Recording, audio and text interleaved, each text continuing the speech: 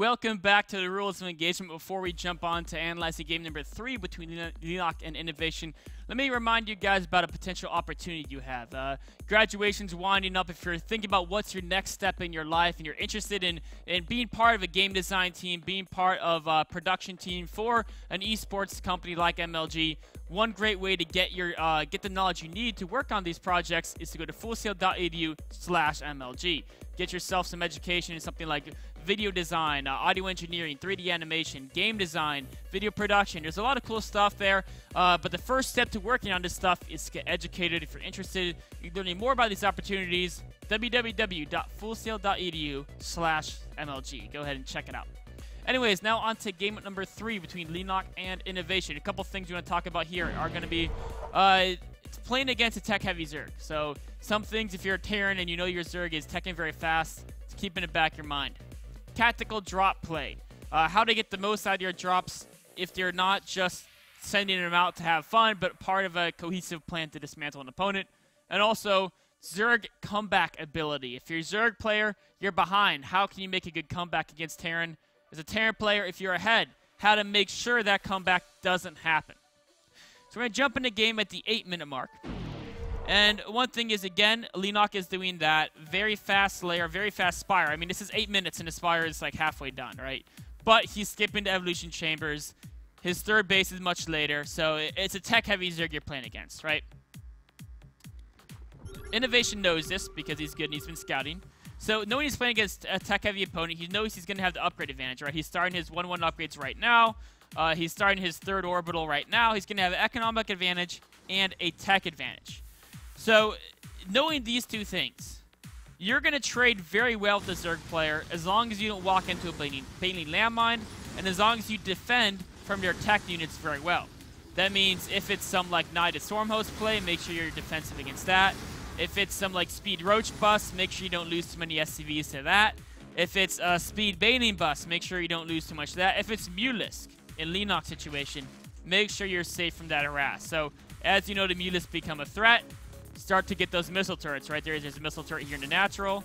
There's also going to be one guarding the main, and it's going to be one making sure the Mulisk can't fly into the base, killing the add-ons and the rally units. So make sure you're defending from their harass. Then the next step is, like I said, you don't want to die to Baneling landmines.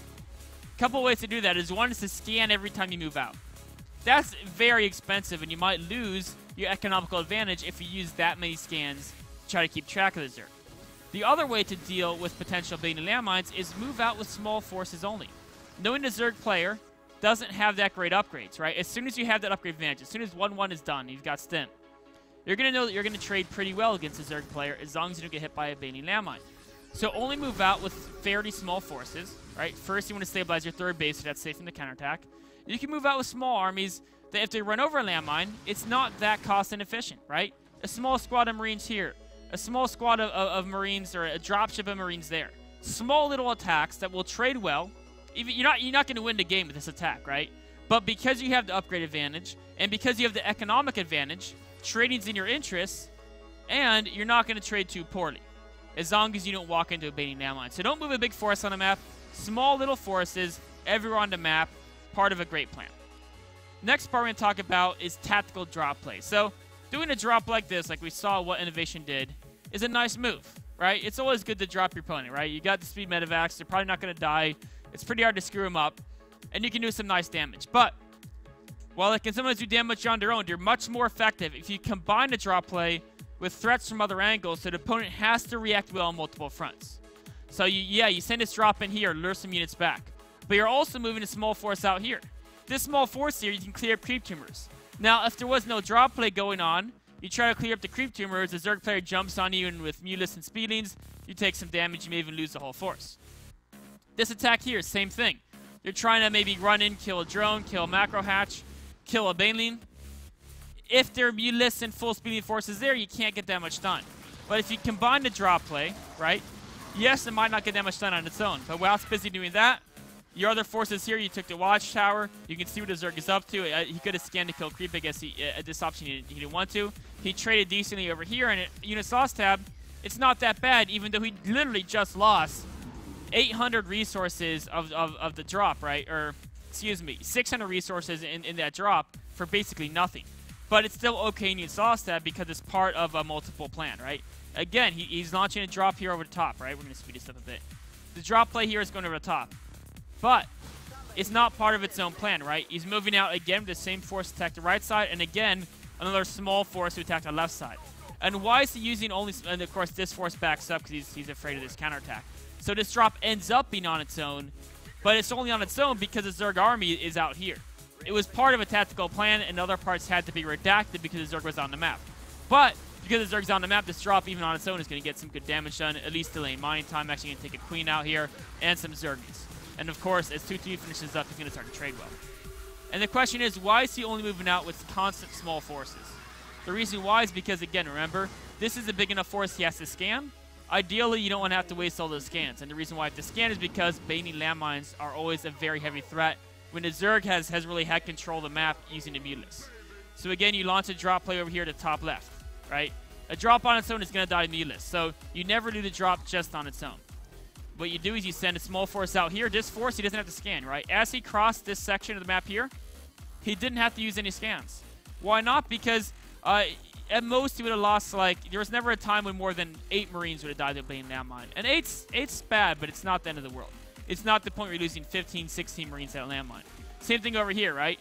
There's a small force here. Never more than maybe 5 or 6 Marines could have died from this force to a Bayonet landmine. So he doesn't have to scan until he wants to kill the creep tumors. Again, it's part of a tactical plan. The Zerg may deny one force over here. You've got another force here keeping your speedings, and then while they're distracted there, the drop play hits the back. So drop play is good. Make it be part of a cohesive tactical plan. If you attack on multiple fronts, your opponent's more likely to have a single front undefended, and that's all it takes to get some great damage done. Yes, the Zerg defended this attack very well. They pushed this attack back. They're holding this drop fine. But this drop alone is doing great damage as long as these other drops traded evenly. And of course they did because he has the upgrade advantage, even able to almost take out the spawning port, or at least take out a Mutalisk or 2 with the Marines. Now going forward, because it is tactical drop play, innovation, now we're going to pause it here. He's at this spot, or actually we'll still play it. He's at this spot where he can look the income, innovation significantly ahead in workers. The army size, innovation's ahead in army size. Production, he's got more production as well. So he's winning the game, right? He's significantly ahead. He's 60 food ahead, but it's not 100% over quite yet. Zerg can make a comeback under one condition. A Zerg versus, well, there's a couple, but almost always a Zerg versus Terran comeback is going to start by surrounding and annihilating a Terran force that cripples a Terran army enough to the point where Terran can't move on the map for a couple minutes, and that gives Zerg the breathing room to catch back up in the game. So if you're a Terran player and you know the Zerg player, you're winning, the only thing you should be afraid of is moving out with a force that if the Zerg surrounded, they being landmines, they hit massive fungals, and you lost your whole force, it would basically prevent you from being aggressive for the next couple minutes. So if you notice that, innovation moved out with a force of about 50 food. He can afford to lose that, right? Again, he's going to move out with a force of 20 food over here. He's going to move out with a force. He's got another, about, what's that, 15 food with his extra gas, maybe 20 food over here. So all these small forces, and this one actually didn't trade very well, right? So this was actually kind of a failed attempt, but losing it doesn't end the game. Over here, moving out the small force, losing this. If this was surrounded, he rocked into a Bayonet landmine, something that the worst case scenario happened, he wouldn't cause him to give the Zerg the breathing room. The Zerg needs to catch back up. So if you're ahead as Terran, try to keep the battle as spread out as possible. So if you botch your micro, you accidentally move command past them, you walk over Banelines, something terrible happens, you don't let the Zerg right back in the game from one botching mistake. Right here, I mean, this is at the point now Zerg can't even stop this army. The Zerg's been ground out to a point where he can no longer continue playing. Leenock has a GG here. Innovation wins the game. So it looks like, well, I mean, I would have won that game too. Well, you know what? Innovation could have won that game maybe 30 seconds faster by grouping his army going in for a big push. But what if when he did that, he walked over a landmine? What if when he did that, he misclicked and his units like walked into Banelines or something instead of A moving, he right-click move? Even a pro gamer might have a small misclick. It's extremely low probability, but if you're ahead as Terran versus Zerg, spread out the battle, so if you have a critical mistake in one battle, you don't end up losing the game. Now, that only applies to Terran versus Zerg. In other matchups, it's a little bit different. In other matchups, Terran versus Protoss, Terran actually wants to not spread out the battle if they're ahead. But Terran versus Zerg, you do want to spread that battle out because then Banelines can't be so effective, Fungals can't be so effective, etc. So, going through this game, If you're playing a tech-heavy Zerg opponent, make sure to send out small forces so banning landmines aren't a critical threat. If you want to use drop play against a Zerg player, watch Innovation. He's the master of drop play, one of the best drop players in the entire world. Maybe the best drop player in the entire world, actually. I would go ahead and say he is. Because when he does a drop, it's not just, oh, I'll send this drop out, it'll kill a bunch of drones. No, it won't. If you send one drop out against a player like Leenock, you're not going to get much done. He'll spot it with Overlords, he'll kill it with Mulas.